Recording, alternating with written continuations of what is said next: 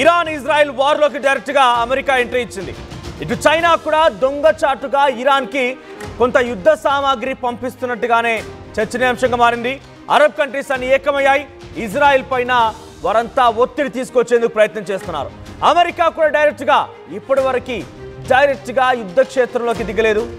అయితే ఇప్పుడు డైరెక్ట్గా యుద్ధ క్షేత్రంలోకి దిగాలనే ఒక ఆలోచనతో అమెరికా ముందుకు వెళ్తోంది. Over and over again. ఆ తర్వాత there will be much bigger than that. ఆ తర్వాత there will be no more.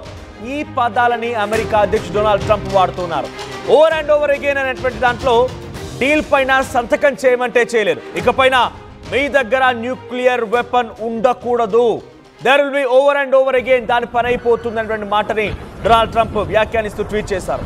ఆ తర్వాత there will be no more అంటే ఇకపైన ఇరాన్కి సంబంధించి ఏది ఉండదు, టారాన్ని ఎవాక్యువేట్ చేయనటువంటి పదాన్ని కూడా డొనాల్డ్ ట్రంప్ మాట్లాడుకొచ్చారు. ఇప్పుడు తాజాగా ఏకంగా డైరెక్ట్గా అన్కండిషనల్ సరెండర్, ఎటువంటి షరతు లేకుండా సరెండర్ అయిపోవాల్సిందే, లేదు కాదు కూడదు అనుకుంటే అంతమొందిస్తామన్నటువంటి ఒక మాటని మాట్లాడుకొచ్చారు ఆయన.